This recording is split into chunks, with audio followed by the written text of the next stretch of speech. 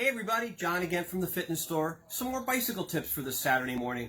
This particular bike came in, Trek Comfort bike, and it has a real dry chain. We're doing a full tune-up on it, but it has a really dry chain.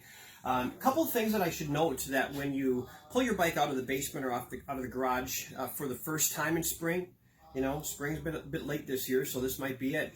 Check tire pressures. It'll always be labeled on the side of the tire what the pressure should be.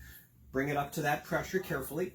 And then also make sure your chain has some oil on it. So those are two bits of maintenance that you want to do in your bike every spring. So what we're going to do is, Ethan, if you want to zoom in here a little bit, I'm going to actually take, and I use a WD-40 bike-specific chain lube.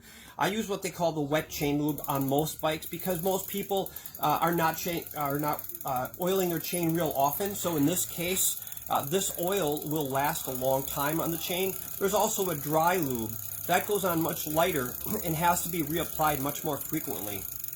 Now what I'm doing right now is I'm applying it to one side of the chain, and then I'm going to go back, and I don't know if you can zoom in on where I'm putting this, but now I'm applying it to the other side of the chain.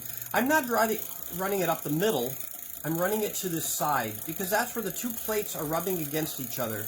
I'm going to apply that bead as I backpedal. And eventually that oil is going to work its way into the chain and lubricate all of those pivot points within the chain. So that's lubricating your chain. And this, again, this one was very dry.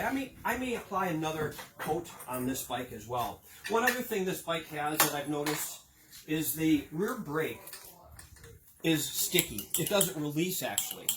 And one of the things that some of the companies have done is put a full cable housing all the way from the lever to the caliper, or down to this point. You kind of can't see that very well maybe on this bike, but the caliper here, it's full housing.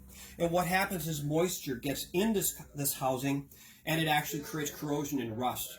So in this case, I probably don't even have to as much as replace the cable, but I am going to have to loosen up the cable and pull it completely out of the bike.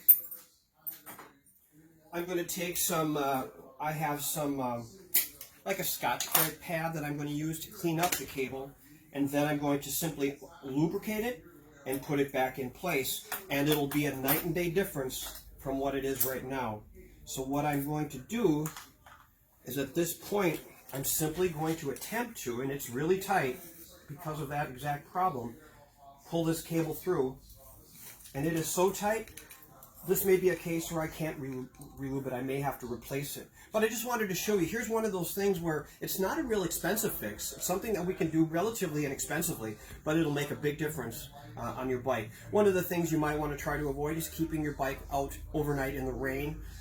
That's where this corrosion comes from. There's no way to really avoid it. If you get caught in the rain, water's going to get in there and there's nothing you can do about it.